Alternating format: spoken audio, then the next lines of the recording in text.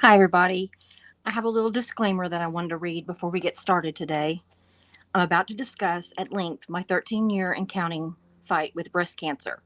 I'm going to speak bluntly and show photos some might consider offensive or triggering. I will not be showing anything graphic, but there is a surgical scar and my now boobless chest. So if you may be triggered or upset, please take care of yourself and just maybe watch a different video today. It's not worth it, y'all, if it's going to bother you.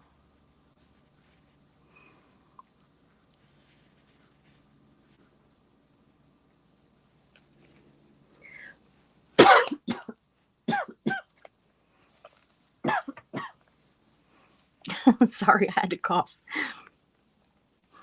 This is But First Coffee, Susie Oberholtz, and I am Susie Oberholtz. And I've been asked many times to share my breast cancer story, so here goes, y'all. I promise I'm not ignoring the chat when y'all come in here. Hello, Denise.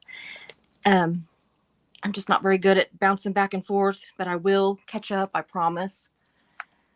And so if you come in and you want to make a comment in the chat, please do. Talk amongst yourself, ask questions, and I will be checking back. And if you don't come in time for the live, leave questions or whatever just in the comment section, and I will get back to those. I want everybody to be able to ask anything they want to ask within reason. I'll probably answer it. I mean, unless you're a troll, you troll. I tell this story not for sympathy, but for clicks. Yeah, you heard that right. I want people to hear the truth, to be prepared, because I sure wasn't. So click that like and click that subscribe and go ahead and click the notifications. Leave a chat or a comment in the comments, or just talk amongst your friends, because I want to get this all out one time, and I'll answer from now on till the day I die. I'll answer any questions that you have. But I thought if I just kind of laid it out, kind of start to finish, that might help some people. And it might help some people that maybe in the future might be diagnosed with breast cancer, but it also might help some of you that might love somebody that is in the future diagnosed with breast cancer, because it's not pretty, y'all.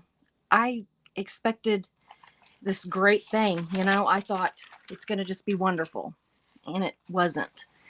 You see all the pink ribbons and the boxer gloves and just all the stuff, and it's not that. It can kill you. It's killed 4 of my friends in the last 10 years. And I'm still living. And how, I don't know. And whenever I get finished with these pages, I'm not going to have to read all of it. I just kind of made notes to kind of keep myself online, because it's upsetting. And I'm not going to use a lot of technical terms. I just get lost in the technical terms, and I figure everybody else will too. So I'm just going to talk like I'm talking to a friend, because that's what I'm doing, right? Just talking to friends. So it's good to see you all that are in the chat already. And buckle up. This might get interesting. I'm going to tell just a tiny bit of my background story before cancer, basically. I grew up in California on a cattle ranch. It was huge.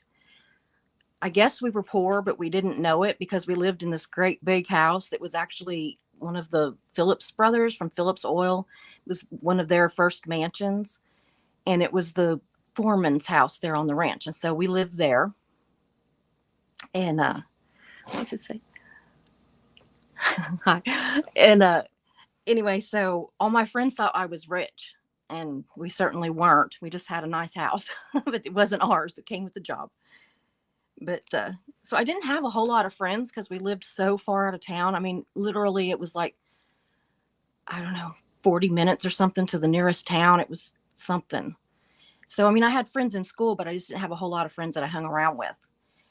And a lot of the friends that did live out on the ranch or close to me only spoke Spanish, and I didn't speak it, or not really. I could pick out words and communicate enough, but, not good. And now about all I can remember sometimes are the cuss words, or if I get really tired, my husband says I revert back to Spanish sometimes. So I'm not sure, but I don't know. If you asked me to say something right now, I couldn't do it. And if you said something to me, I wouldn't know what you said, but, or probably wouldn't. But anyway, sometimes I come up with stuff.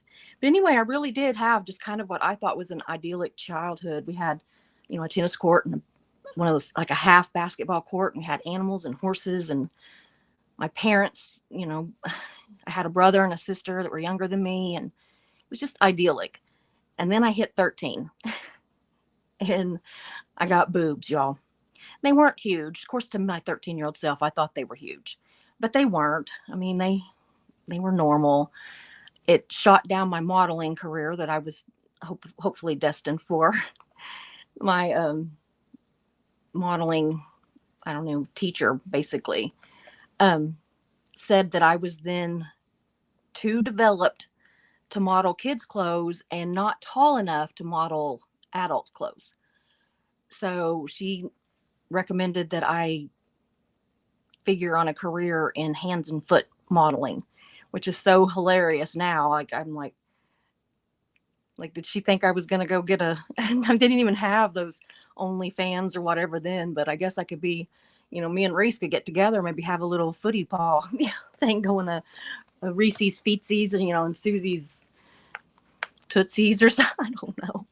But anyway, yeah, she told me that I could do feet and hands. She said that I had the face for it. I could do hair and that kind of stuff, but I don't know.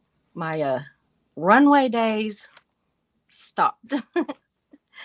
So anyway, the kids at school started treating me different. The boys that I had been playing flag football with started treating me different and talking to me different. I suddenly had boobs and the girls around me didn't. And they were all these little tiny girls, and I was still skinny, but I was just developed more. And so one little turd actually started calling me Chester Boom Boom, and it took off, and all the guys started calling me that. And I always swore up and down that I would hate him for the rest of my life. But do you know that we're still good friends to this day? And I know if I needed anything, he would bend over backwards to get it for me, and I would for him too. So I went about life, went to high school, popular in school, cheerleaders, everything. Hated my boobs. Most girls wearing push-up bras, trying to enhance them, low cut things and everything. I'm wearing like turtlenecks and minimizing bras, trying to make them smaller. And I mean, I wore t-shirts and stuff in the summer, but nothing revealing, nothing. And no revealing swimsuits, nothing like that. I just didn't like them. And I always said they're going to kill me someday. Little did I know, right? So get married, have kids, same thing. They're going to kill me someday. Hated them. I tried to nurse, breastfeed. Couldn't do it. I said, see, they're not even, I did for a little while, but it didn't work. I wanted to so badly, but I just didn't produce enough. And I said, they're not even good for breastfeeding. What do I even have these for? They're going to kill me someday. So with no family history of breast cancer, except for me and my mom, who got it a year after my second diagnosis, she had a double mastectomy, radiation, and she recovered.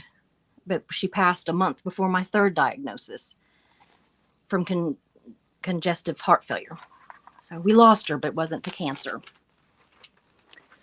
So it begins. I'm going to go ahead and check some of these chats real quick and kind of, I know what all's coming. So what I've said is not bad, but what I know is coming, I'm just like, oh, but I want to do it. So Denise says, good afternoon, Susie. Joel says, hi, Susie. Yeah, I am wearing one of my cute new headbands. I was sitting down over here and I saw it sitting by my iPad, and I thought, I'm gonna stick that on my head. It's kind of a little bit tight. I'm gonna have to stretch it a little bit. The rest of them weren't, but I liked this one. So, no pain, no gain, I guess. What is it like fashion hurts, Hi, Susie, chat, lurkers, and replay peeps. Yes, Cinderella's glass slipper.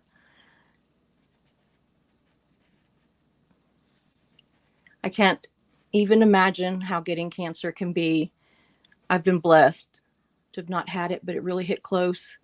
But I'm sure of this, Susie, you are strong. You walk when most would crawl. Oh, you inspire me.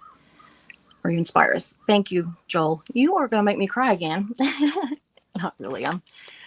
I cried while I was writing all this, so I didn't even put eye makeup on, y'all, because I was just like in preparation for if I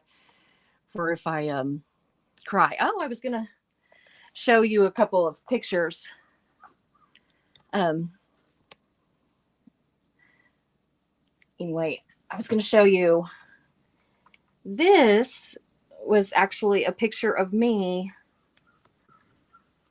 right before my first cancer diagnosis. So there's healthy Susie. This was the last picture that I could find of me before I got diagnosed. And I mean, I actually had cancer then, but I didn't know it. So I guess it wasn't really healthy Susie, but it was, didn't know she's not healthy Susie. So I've got a couple other pictures that I'll kind of flip through as we go also. I am going to learn how to put them on the screen, but I just haven't yet. So at age 44, I found a pea-sized lump under my left breast during just a self breast exam that I did every month. And I went to my primary care physician, who was also my best friend, and I was going to tell her, but she was like doing the whole exam. And right whenever I was going to say, I think there's a lump right there, she touched it. And she, like, I saw her face completely change. And she said, "What's that?" And I said, "That's why I'm here. I found this lump and it's got me worried." And she didn't even pretend to not be worried. She just immediately finished the exam and said, "I am referring you to a surgeon for a biopsy, and I'm afraid it's cancer.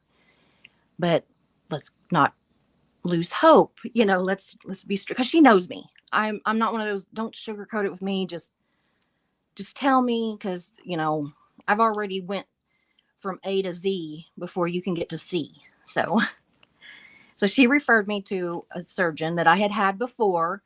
He had done my gallbladder surgery and a couple of things, and so she referred me to him. So 9 days after finding the lump, I had a biopsy, and it confirmed that it was stage 1 cancer. That it wasn't aggressive. It was, you know, just it was actually, you know, it wasn't precancerous. It was actual cancer, but it was just, you know, a baby cancer basically. So they removed it, and a week after the biopsy, I had my left breast removed. I went home, and I couldn't relax, y'all. Even though they told me everything's fine, we got it, everything. I had this one boob, you know, and I was so terrified that it was going to come back.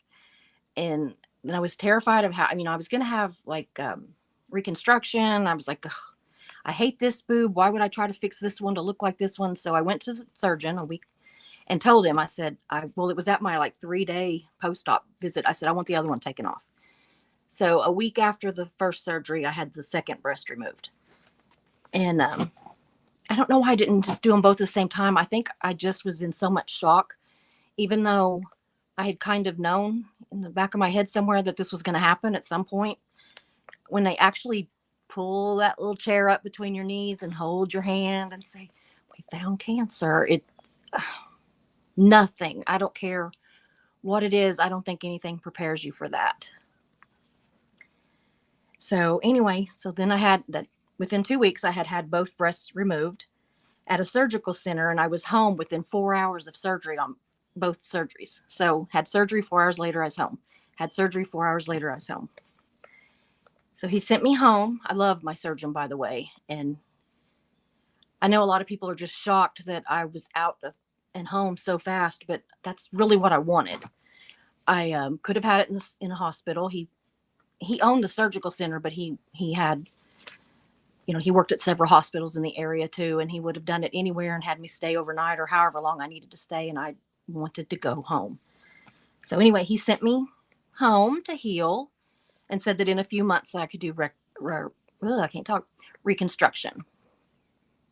So anyway, a few days after the second surgery, it was about a week, the bandages all came off. You know, I went to the doctor and the bandages come off, and he's taken out some of the staples and whatnot.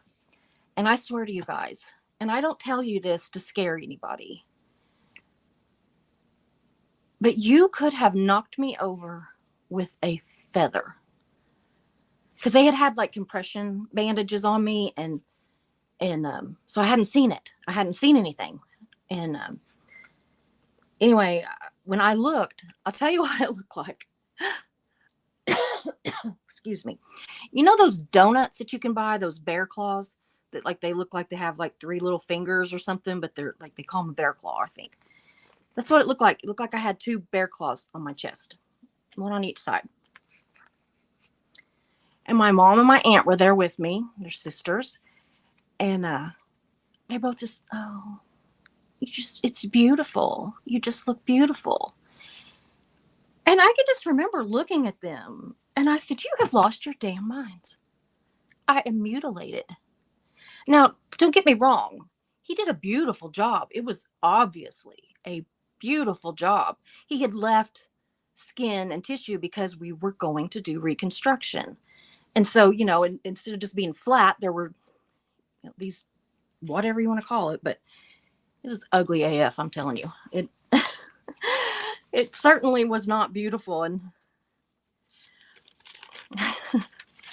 I used to tease my mom about that all the time. I said, oh, it's beautiful. And when she had surgery, I said, do you want me to tell you that it's beautiful? And she said, no, I don't. And I said, well, I will if you want me to tell you that, because I understand why you tell me that, because it is beautiful, because you're still here. And I know that that's what you meant too, is that, it's beautiful because you're still here. So anyway, I went home to heal and kind of back to life. And I was trying to think if there was a good picture from after that. Oh, yeah. Where is that one? Right here.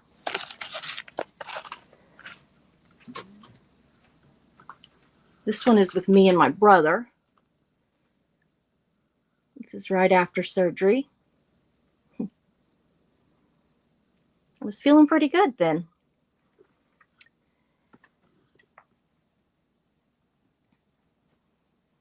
This thing is driving me nuts.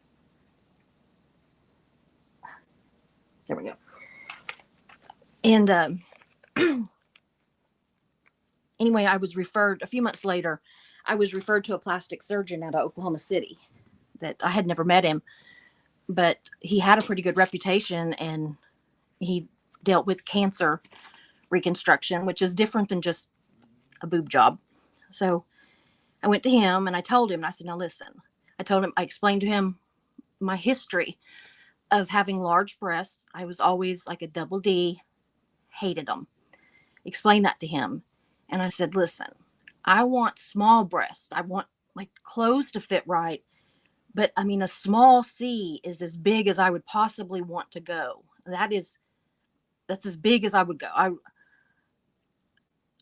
I mean, it almost felt like it was like kind of ridiculous almost to go through all that for no more than what I wanted. But, I was just like, this is what I want. And he's like, okay. So, anyway, he schedules me for surgery, and I woke up in horrific pain.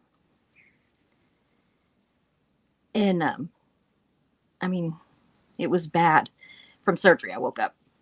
Everyone was acting like I was lucky to be alive. And I was just like, what? This is supposed to be simple. You go in and put some tissue expanders in. I'm going home either tonight or in the morning.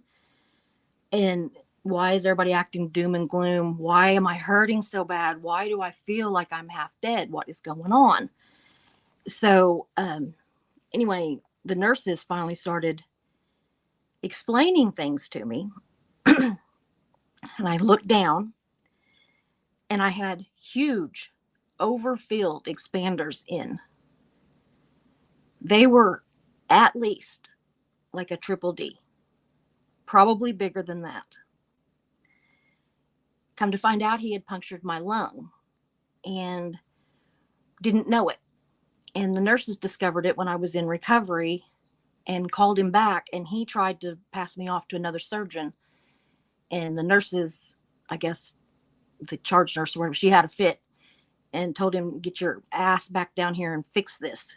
She's going to die And I had a total of 6 drains, and I wanted to die.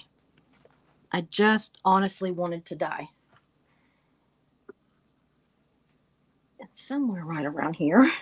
I'm sorry. I tried to do this where it was in some sort of order, but it didn't work out that way. I would have sworn there was a picture, but maybe not.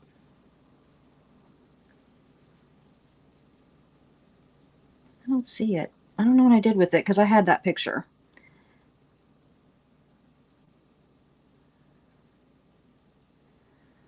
I'm sorry, y'all. I'm just not even talking, but I'm trying to figure out if I'm staring at the picture and not seeing it.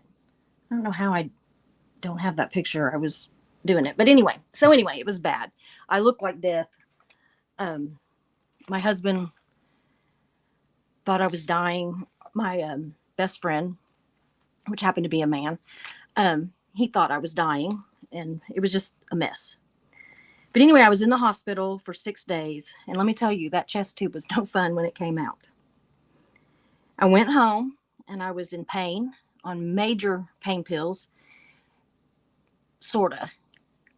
The surgeon then started acting as if I was a drug addict and saying that I was not in that much pain and I had to be selling the drugs on the street.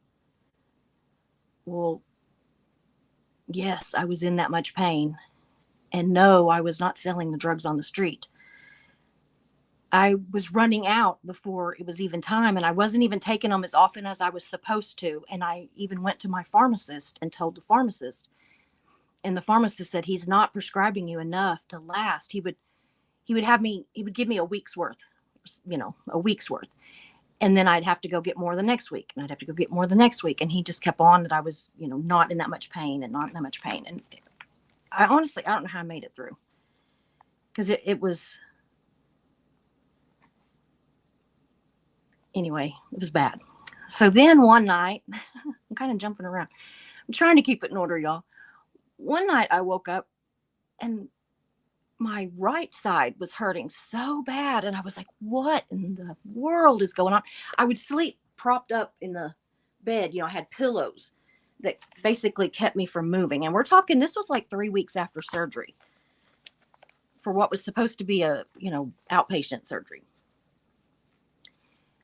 And I guess I was crying, and I was actually not sleeping in our bedroom at the time because I was afraid that my husband would roll over and hit me or something, not like hit, bump me or something in the night. So I was sleeping in one of our extra rooms, and our daughter and her kids, she was getting a divorce at the time, and she was sleeping in one of the bedrooms. And then my best friend, he was a shared best friend, was sleeping in another room, and he heard me, strangely enough.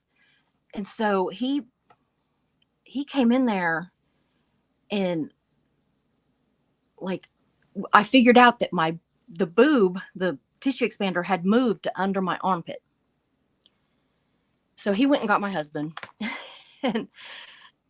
and between the two of them, they sat there with me and let me cry and let me cuss and everything else. And I got a hold of the doctor, and he told me to just push it back over where it belonged, that he could not get me in for a couple of days. So that's what we did. And let me tell you, that freaking hurt too. I passed out. So anyway, from there, it gets worse. I developed seromas. And what seromas are pockets of fluid that kind of look like water balloons. They form like a casing, and it's just fluid inside.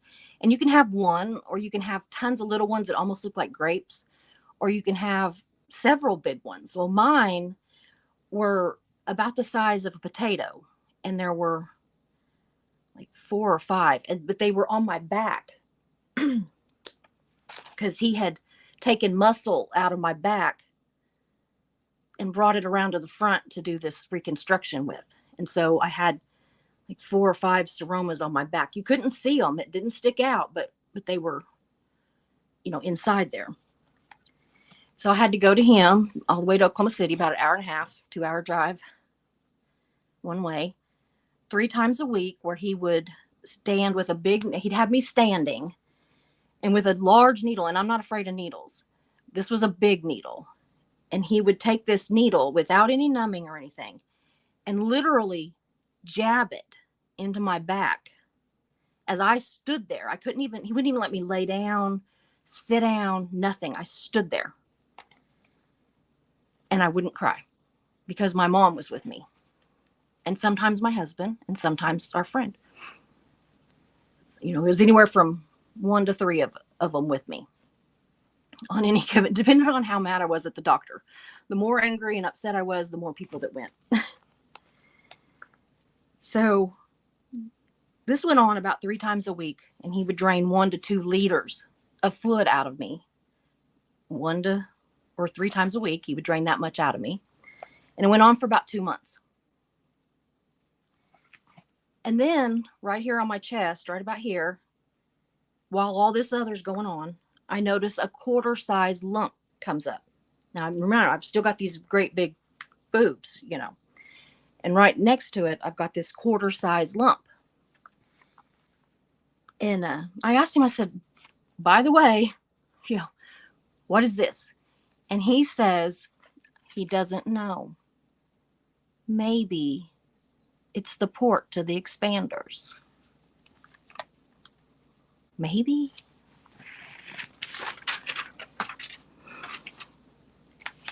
So some more time goes by. This is when I'm still having this drained. And I woke up one morning and my chest was just blood red. Both breasts, all between it, down onto my stomach. Blood red.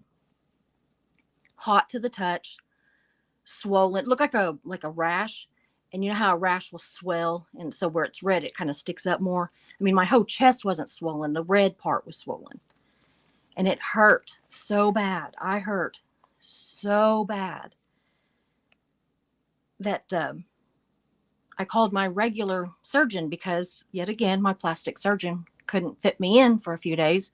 And I said, something has to be done. I have to do something. So I called my regular surgeon. He saw me the same day. Now, my regular surgeon's a busy doctor, too. He's a very sought-after surgeon in this area. So the fact that he's just fitting me in like this, is... And this guy that I'm actually being seen by at this point can never freaking fit me in. So anyway, I had surgery the next day to remove the expansions things because I told him, I said, get these out of me. They are killing me. And I'm bawling. And I said, I always thought it was going to be my boobs that killed me, but it's going to be these expanders. It's still going to be my boobs, but it's going to be these expanders. Cancer didn't even get me. This is going to get me. So anyway, he removed them. And I had a horrific infection. Bad enough that he said that if I had waited on the other doctor, I would have died. I was really sick.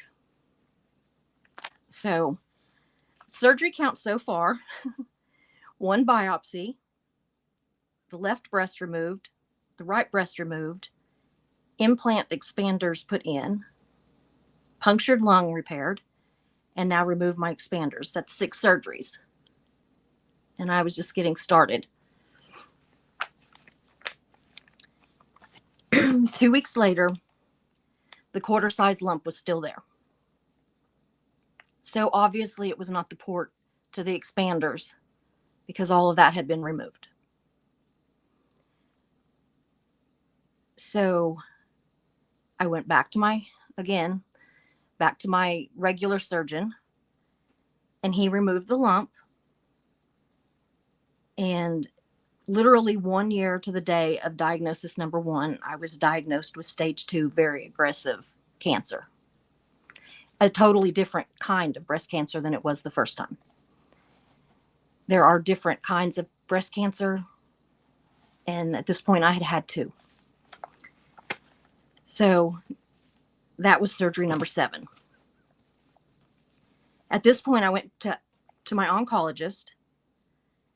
I had 8 rounds of chemo every 3 weeks. I had a round of chemo for 8 rounds. Went to my radiologist and had 32 days of radiation, and back to my oncologist, who then put me on a chemo pill for 5 years. At this point, we sold our newspaper. I had been trying to work through all of this, and when they said chemo and all that, we sold the paper.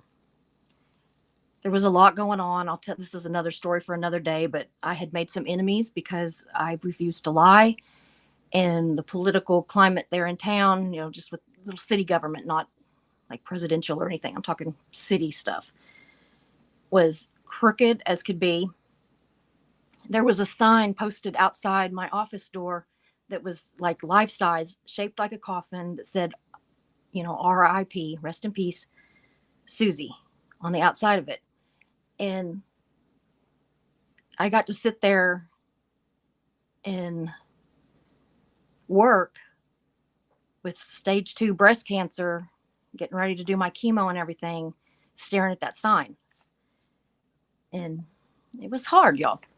So I sold the newspaper at a loss, a big loss, and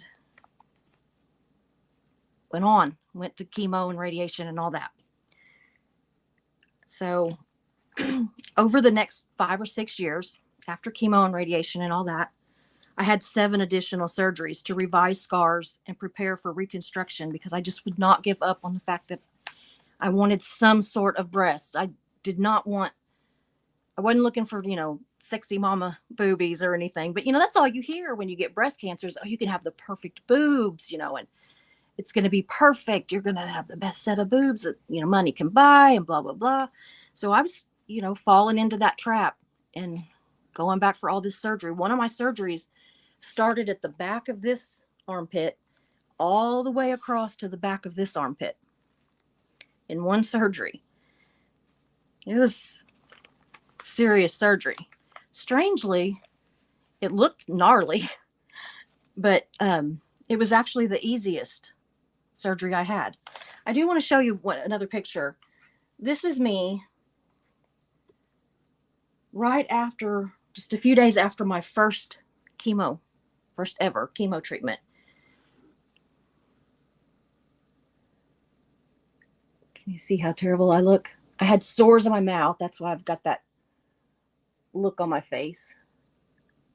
I've got compression bras and stuff on. And that's like a little bulldog. Her name was Queenie. And I got her for my birthday. This was my birthday. So that was me. Probably the sickest I ever was.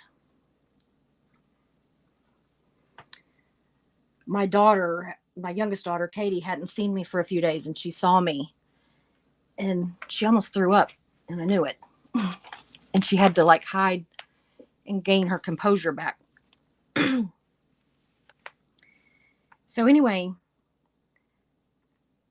that was surgery number 14.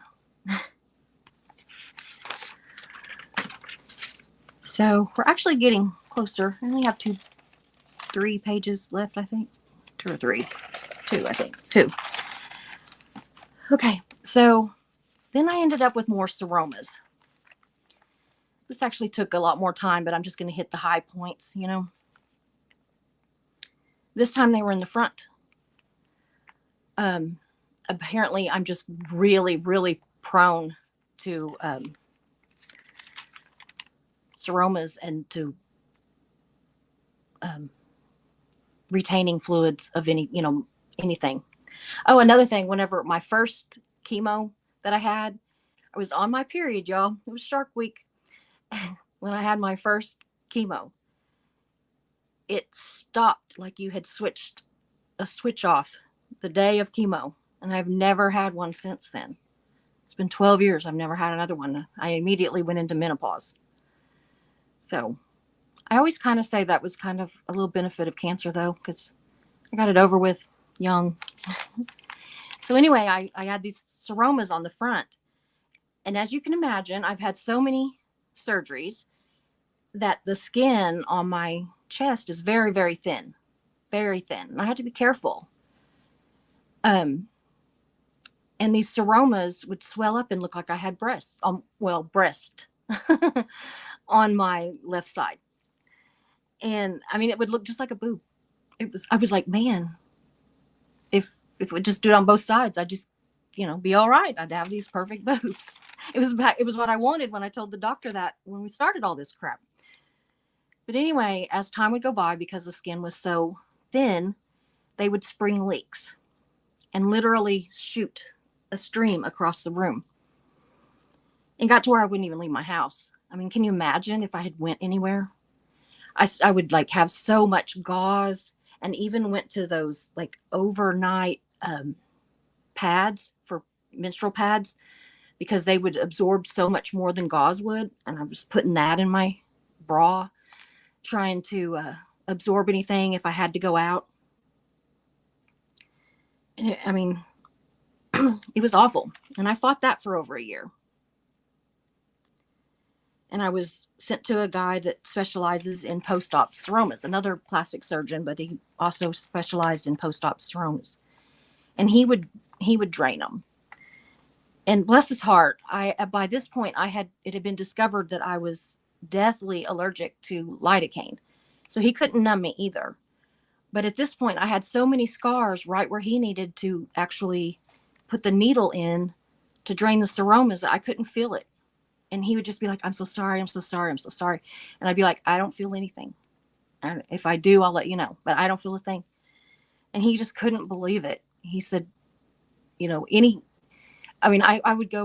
into anaphylactic shock when I had lidocaine. So it was a serious deal. He knew that there was absolutely no way I could do it. But he would do it with an ultrasound. And his nurse would stand there with the ultrasound, or his ultrasound tech, and show him exactly where to stick these needles to drain these seromas, which was night and day compared to what felt like the guy in Oklahoma City, like he was standing across the room throwing darts at a dartboard when he would drain the seromas. That's what it felt like to me. I never felt any of it with this guy. And I just thought, that other guy could have done something, I mean, this one used a little needle. He said it takes a little more time, but he was just so kind and sweet. All of my doctors have just been amazing, except for that one. Anyway, he would drain it about every week, 2 weeks, would go up sometimes to a month, and he would always get a liter or more when he would do it. So I went to him for a while, and it was getting less and less and less. And then one day I got just deathly ill and was in so much pain and everything. And I went to my primary care provider, and she sent me straight to the hospital. And this plastic surgeon was called in because he was there, he was at that hospital. And I was scheduled for surgery at 8 a.m. This was, so the next morning, told my husband, can you be here? Which he was there. And I said, can you be back at 8 a.m.? Go get some sleep, feed the dogs, because we're always worried about our dogs. And just be back here at 8 a.m. He said, yeah. So I said, I'm just going to try to sleep, and I haven't slept for the last few days. I've been so sick. I haven't slept. So he went home. Well, I knew that I was in a bad way overnight. I knew it, but I didn't really realize how bad, I guess. But at 2 a.m., the doctor comes in or the nurse, comes in, and they're getting me all prepped and everything. And I'm like, what are we doing? And she said, he's going to do surgery. And I said, no, he's doing it at 8 a.m. He's already told my husband and blah, blah, blah. And the nurse said, he doesn't think you'll make it till 8 a.m. We have to do it now. And I guess my stats were terrible. So, anyway, I went into surgery, and I remember when I woke up, he was sitting there and he was on his iPad, and he was like, scrolling around doing something. And I said, hey doc, and I said, am I going to live? Joking. And he said, he kind of looked at me and he had this look on his face that reminded me a lot of every time that they had found cancer and stuff, and he said, I think so. And I mean, again, I was just like, oh my God. Well, it turns out that I had a life-threatening infection. I was in the hospital for 8 or 9 days. He opened all that up and sent me home on a wound vac with a 6-inch open wound. Then I was on the wound vac for a while, and home with IVs at home and pain meds. And he gave me plenty of them. Not too many, but enough. It was bad. It was absolutely horrible. And then the wound vac came off and we started having to pack it 2 or 3 times a day. And that went on for over a year. And the wound would slowly close, and it got to where it was about 2 inches. Now, all during this time, I couldn't drive or swim or travel or exercise. I couldn't do anything. And I ballooned up to 313 pounds, which was a size 26, 28 and plus size. So on top of everything else, I was suddenly, 70, 80 pounds larger than I had ever been. And just, I had a hole in my chest, y'all. I'm walking around with a hole in my chest, and I'm not going anywhere because I'm so prone to infections and I'm scared to go. So time goes by again. I'm still healing, and it's finally, they think maybe it's time to close the incision. It's gotten down to about 2 inches. Looks like a circle, 2 or 3 inches. This doctor then refers me to a different plastic surgeon who really specializes in open wounds and that kind of thing. They thought they were going to have to do like skin grafts, and he does a lot of that kind of stuff. Back in Tulsa, the other one was in Stillwater, where OSU's at. So I go to him, and he looks at it and he says, no, we're not ready to close. In fact, I want to go in and clean it out. There's some small seromas in there, and I want to heal it. I want it to heal some more, clean it up, clean the edges of it all up and everything. Because, after a while, you can't really sew it because the edges, I don't know, you're supposed to do that within so long, and it is a mess. But anyway, surgery number 16, y'all. So a week after that surgery, I go in for my post-op, and I think that, life as far as this incision and all that is good. At this point, I'm trying to grieve my mom, who has just passed, and within just a few weeks. And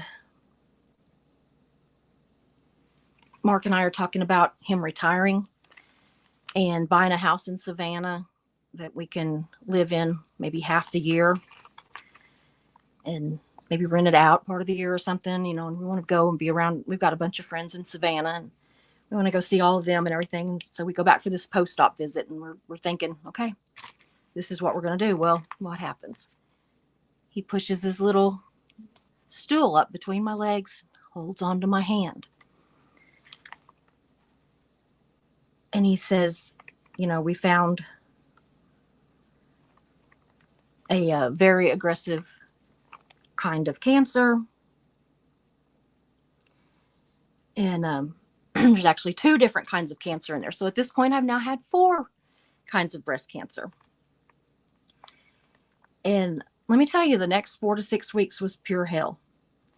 We had scans. I had to meet back with my oncologist, get my insurance to approve chemo, which takes forever. I mean, it's ridiculous how long it takes. So I go to my oncologist, and she's putting me on bi-weekly, very aggressive chemo because I am then diagnosed with stage 3B, which is just almost stage 4. That's where I'm at still to this day.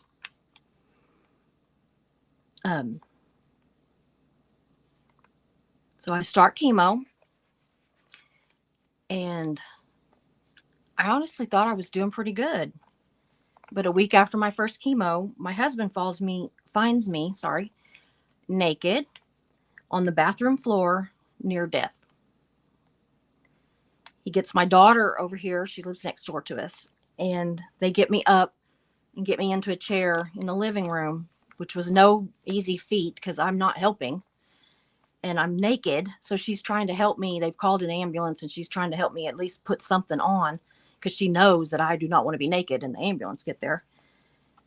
So, but anyway, so I get something on. Didn't match. I'm not really sure what my husband handed me, but it didn't match. And we get to the hospital. My blood pressure is almost non-existent. My pulse is non-existent. I mean, I am literally about to die. It turns out I had a horrible staph infection and C. diff. And I was in the hospital for over a week with that.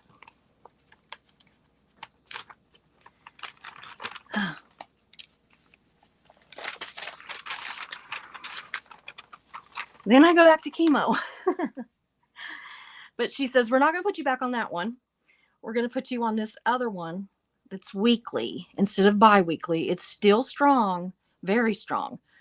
But they think that they figured out what it was that made me weak, which also made me not be able to tolerate. I couldn't tolerate the chemo. And with an open wound, I was just susceptible to the staph infection and the C. diff. I mean, I had been in and out of the hospital so much and everything that it's a miracle that it wasn't even worse. But anyway, so there was that. So I did that. And then a couple months later, I'm back in the hospital with a bad infection and C. diff again for another 4 days. And then back to chemo. And then July 1st, we're actually almost done. We're talking about this past July now. We spent a month in Houston at MD Anderson. We had to stay at the Hilton, which was the cheapest hotel. And, everybody wants to tell you that whenever you go to MD Anderson and stuff, that everything's paid for, and that's not true. They don't accept you unless your insurance and everything, or whatever way you're going to pay for it, is approved. So they know they're getting paid. But honestly, unless you're a kid, it's almost impossible to get housing, which is not their fault. They're wonderful and they try.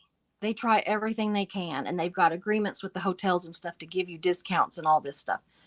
But it was costing us about $1,000 a week for 4 weeks to stay in the hotel, plus food.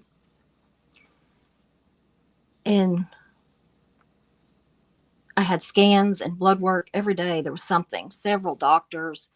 Sometimes I'd have to be over at the hospital at 7 or 8 in the morning, and I'd be back and forth. And sometimes one time I had scans one night at 7:40 in the evening was when I went over to start scans. And they did scans and stuff several times. I mean, it was constant. So then I had surgery, number 17. And they finally did close the wound. I was in the hospital a day and at the hotel 4 or 5 days. And then we flew home. Oh, I was going to show you, back up just a tiny bit. When I said that I had the infection, this is a terrible picture, and it's of my stomach, y'all. With the staph infection and the C. diff the first time, this is my stomach. See how red that is? And swollen. My stomach swelled up. It looked like I was pregnant. Yes, I have a Dalmatian with a fire hydrant on my stomach. So yeah, there's that.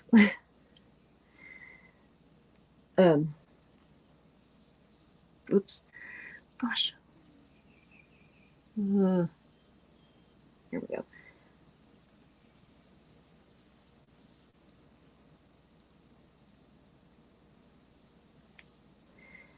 There's something else I was going to show you and I can't find it. Oh, here we go. This was me right before my 3rd cancer treatment. This is me when I went to the doctor when I got my diagnosis.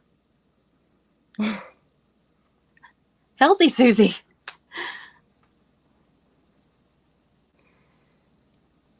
So this, I'm going to show you, this is my incision. This is whenever they closed up the hole on my chest. This, where it starts over here on this side, that's the middle of my chest, and it goes all the way under my arm to the other side. That incision. I had a real cute little hummingbird down there that they took.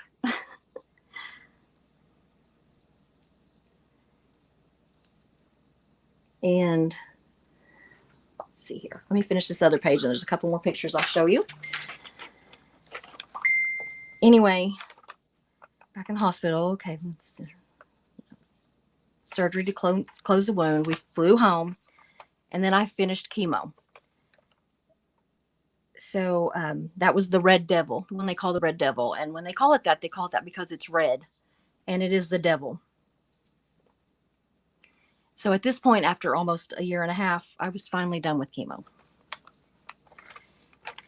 Then after that, I got to where I couldn't breathe.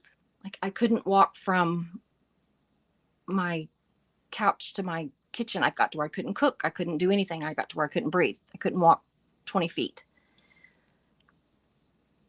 Went back to the doctor. I had a blood clot in my lung.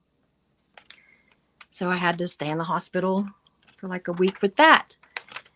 And been on blood thinners and all kinds of stuff, and got that. I'm still on blood thinners and all that kind of stuff. And that's been probably 4 months ago, because I finished chemo at Christmas. So we're right at that.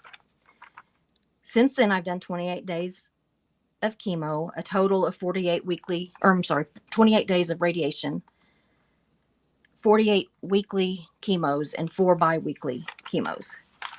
My current diagnosis is I'm still listed as stage 3B. I have scans on May 15th to see if it has spread or if the radiation has at least stopped it. They're putting me on 6 months of 2 different chemo pills that aren't as strong as infusion chemo, but no picnic. So we're hoping my hair doesn't fall back out. And you might get to see Sick Susie again, because they said that, it has a punch. So then after that 6 months, if I don't have any new diagnosis or have to go back to regular chemo, I may go back to regular chemo instead of this 6-month thing, depending on what the scans say in May.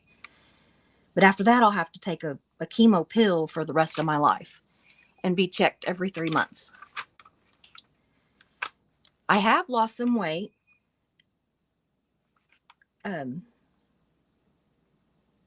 Since about July or August. I now weigh 248 pounds, and I'm down to a size 16, 18 in plus sizes. So it's about 65 pounds. Sometimes I'm 5 pounds up, sometimes I'm 5 pounds down. So, kind of just depends. So that's where that's at now. And I'm going to show you a couple things.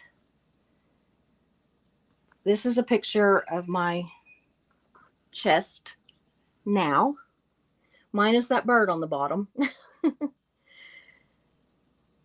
I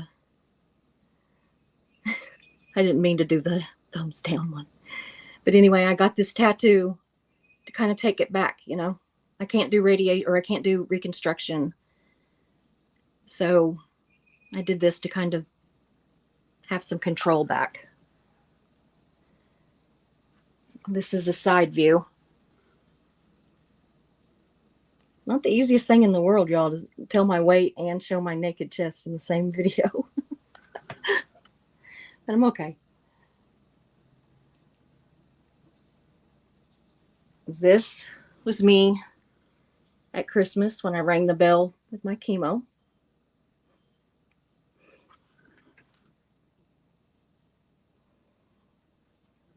This was me just a few days ago when I rang the bell for my radiation.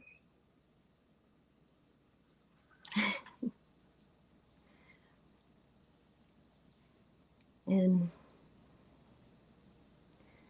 it's pretty much everything. I was really sick here, y'all. Really sick. And I got out to pet my cow. So I came home from chemo one day and I was so sick. This was just about Thanksgiving, probably.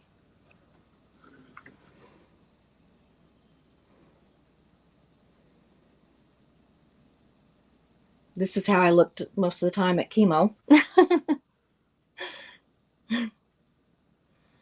Lovely, huh? I'm looking like, ugh.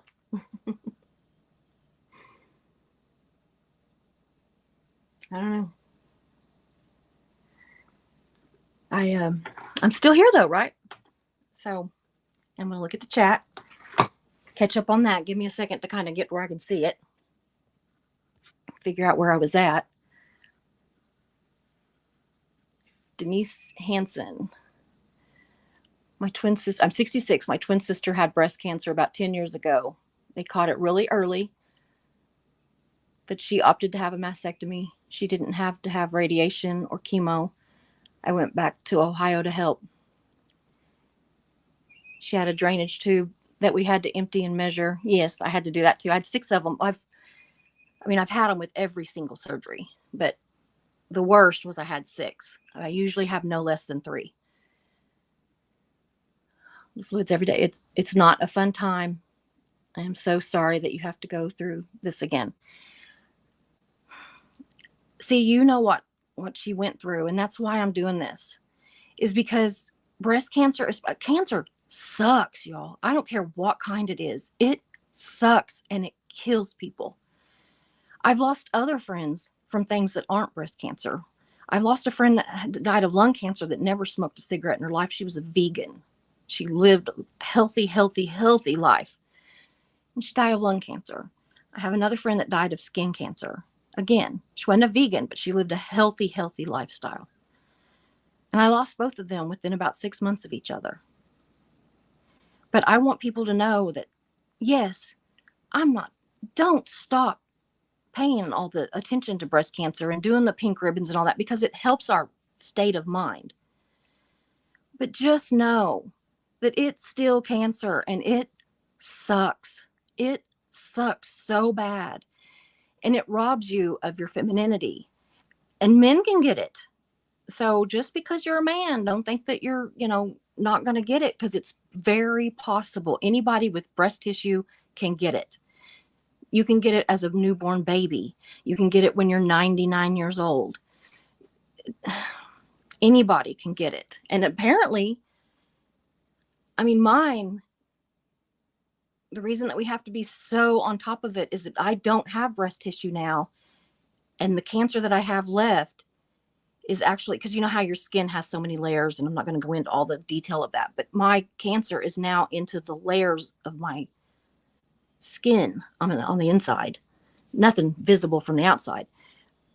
But I'm running out of options, like this. That's as far as I can lift my arm because of the surgery that I showed you with the big incision here. That's all I've got. Like, whenever I had to have radiation, I had to try to pull my arm up and rest it. I was laying down and had to try to rest it like that on my head. And let me tell you, that hurts. And I'd have to hold on to it or hold on to this little pole. And just for that long, it hurts right here, right now, just for that long. And I'd have to lay like that for about 20 minutes. So I don't want to scare anybody. You can obviously live. I've done it. I'm going to continue to do it. But it's rough. Hi, Susan.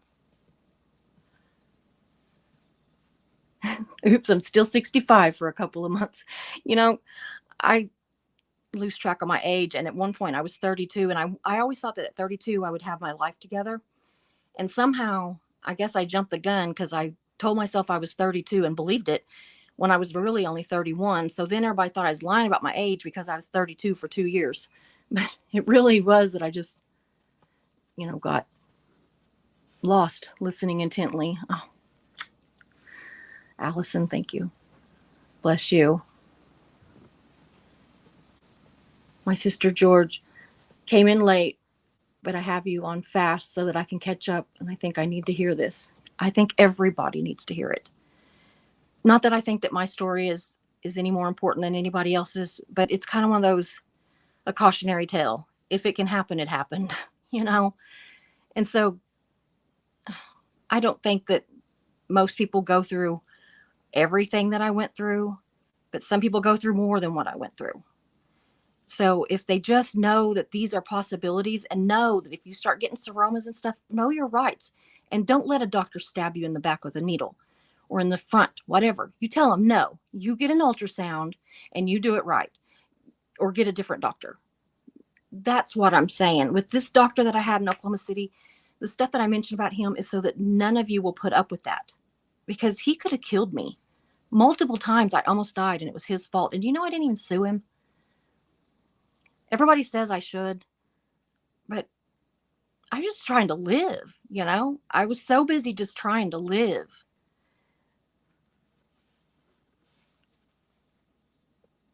I'm in the UK. It's 10:36 p.m. I'm in the hospital myself with sepsis.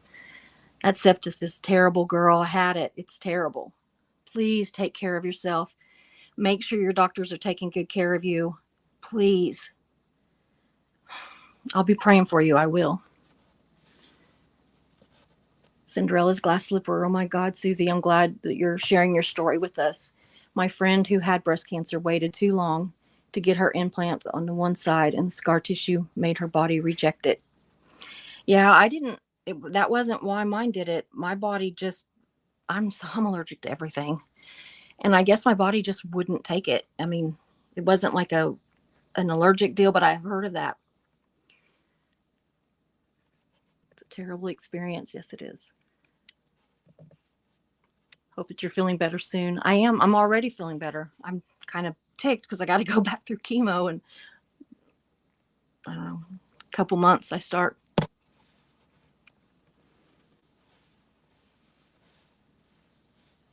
Y'all are talking amongst yourselves. That's good. That makes me so happy when you talk amongst yourself. Allison says this is horrendous. Yeah. That's why I wanted to put a kind of a trigger warning, because I don't want to freak anybody out, but it just needs to be said.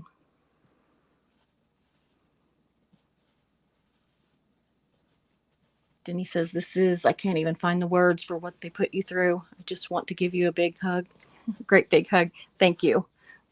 Bring it in. Like Tommy on his little video. Bring it in. I love you guys. Yeah, I never knew there were different kinds of breast cancer either. I've had 4 kinds now. So I mean, it wasn't that they didn't get it all, you know, like at first I was like, oh God, did they miss it? But like I had one kind, they got it. I had another kind, they got it. I came back, had 2 different kinds. None of the 4 were the same kind. So I've had 4 separate kinds. Oh, Allison, thank you. Oh, I just want to give you a big hug. The menopause sucks. Yeah, I'm good now. I take a pill that gets rid of my hot flashes. But other than that, of course, menopause, there's the memory stuff, and there's just things. There's like a lot of stuff that I really probably won't talk too much about, but there's a lot. But for the most part, I'm through the worst part of that. It went very fast, and I think that was because it was chemically induced. I think the chemicals just pushed it, Retired Red says, hi, Susie. Hi, Red.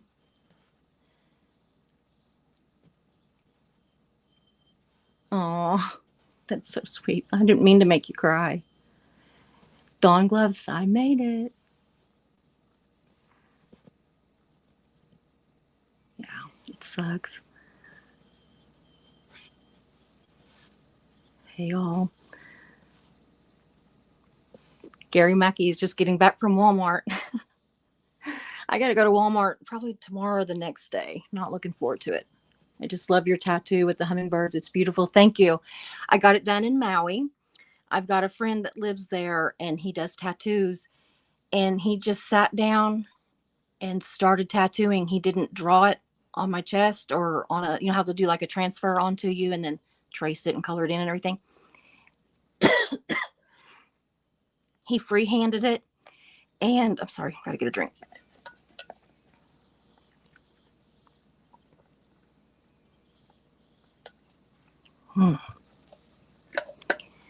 Sorry. He free-handed it, and he did it with some kind of a needle that's like it's more like a brush. So there's not any straight lines in it. Those are all like little brush marks, how he tattooed it. So still a cutie, even at chemo. Yeah, right. Thank you. But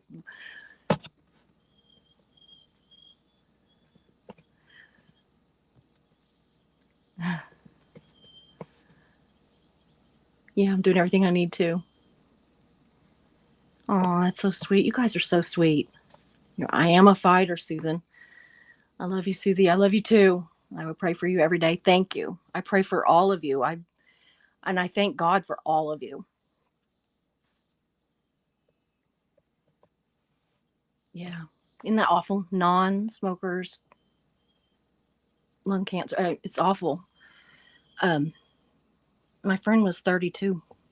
She has a 7-year-old and a 3-year-old. Joel says, I'm sitting here thinking about what I could say. Mere words cannot express how I'm feeling. I'm so sorry anyone has to. This life is short. Live every day. Find what's important. Thanks, Susie. Thank you. And that's what I say too. This is perfect. And I don't know if you can tell, but I have this tattoo on my arm. And it says, share your journey. Or no, I'm sorry. It says, don't hog your journey. I was just thinking share. Don't hog your journey. And Hoda Kotb, that's on the news, on the Today Show, a guy on an airplane told her that one time after she had had her breast cancer diagnosis. And it just stuck with me. And that's what I'm doing, is I'm not hogging my journey. I'm telling it. Because if my journey and my telling about my journey can help one person just not be so scared. Because look at me.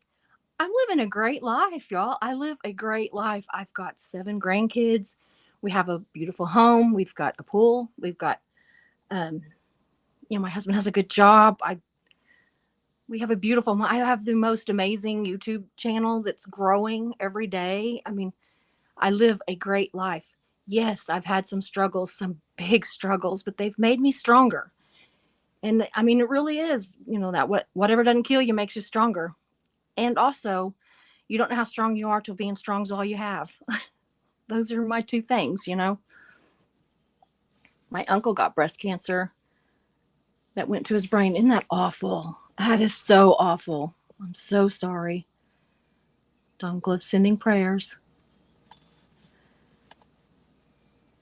Sandy Lee says, I was 38 when I had it. I'm 64 now, and I kicked its ass as well. Keep up the great podcast, and please know everyone has a tag toe on them. That's what my doctor told me. Keep up the great fight. I definitely will. Amen, Joel. Thank you for sharing your journey. This is something that most will never know. Yeah. Do you know that it's so funny? My husband, he doesn't remember much of anything about my first cancer. He remembers it happening. I don't mean that he doesn't have a memory of it, but he doesn't remember the details. He doesn't remember that after I had the biopsy, 2 days later, we went to his class reunion, and I went to the bathroom, and I was coming out of the bathroom, and I got real disoriented and weak. And I saw one of his friends that he's been friends with since elementary school. And I went to him because he was closer than Mark. And I passed out, and he literally carried me to Mark. And then they carried me to the car, and where I'd had the biopsy had started bleeding, and I had bled pretty much and didn't know it. The bandages were soaking it up. So he doesn't remember that. It's like he's blocked out so much of it, but he knows everything about this third one. He can tell you everything. He's made, like, the doctors call him to make my appointments. He's been at several of my chemos, radiation. He's been at the bell ringings. He knows everything. He has his own journal that he keeps all of my appointments and all of my allergies and any reactions, all my hospital, everything. I mean, anything that happened in the last year and a half or so, he's gotten journals and he knows everything about it this time. But he blocked it out last time, the last 2 times. Susan says, thank you for sharing and loving us. You are my hero. You're all my hero. You are amazing. And the fact that you care enough to listen to me. I may have missed you saying, but did you have to have like a hysterectomy when they found the breast? No, I did not. The chemo, oh, sorry, my dog's going to bark. I think my husband just pulled it, probably. We have a Australian Shepherd. He has a great big bark and he likes to use it. But no, I did not have, so far, have not had to have a hysterectomy. I had some female issues back in the past, but they all seem to clear up. I think they're like, never mind, let her deal with this. So, I mean, I had some cysts and stuff on my ovaries, and they're not there now. I don't know. I don't know what's happened, but they're all gone. Karen says Mark has helped a lot. Yes, he has been a saint. My daughters have been saints. I was so scared this time because my mom is gone. You know, she passed right before my diagnosis. In fact, I had not even had that surgery yet. I was putting it off because she was dying. And but my mom is the one that went with me to all my chemos and all my radiation and all my appointments and everything for the first 2 times. And I was scared to do it this time because I didn't have my mom. I was like, I need my mommy, you know. So I was so scared, but Mark just stepped up and the girls stepped up. And this time Katie was living here close to us. And the first time she was in Alaska and Kansas City. So now she, you know, then she had moved. I must go. See you all later. Joel, we'll see you later. Yes, my friend or my family, my husband and my family are so supportive. Well, everybody, I think I'm going to go. My husband's going to want dinner. I took some pork chops out and I think I'm going to fix some pork chops and maybe some eggs. I was going to do something else with them, but eggs just are so easy and we've got an overabundant supply because we have chickens. He's probably up there checking the eggs right now. He probably pulled down here. The barking was probably because he pulled down here to get the granddaughter. Mark sounds like a great advocate. My husband has been from numerous hospital stays. Yes. I tell you what, he has been. He's been something. He really has. I'm so lucky. He's my second husband and we married in 2002. And I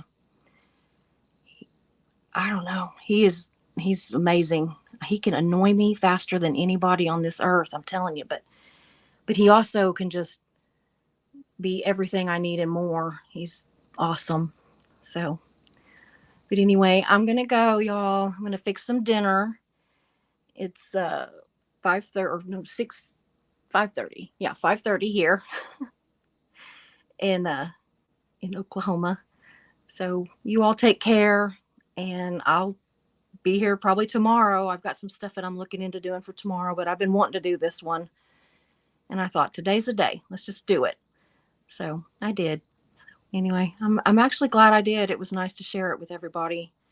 It feels good to kind of know that if I make little comments that most of my core viewers will know.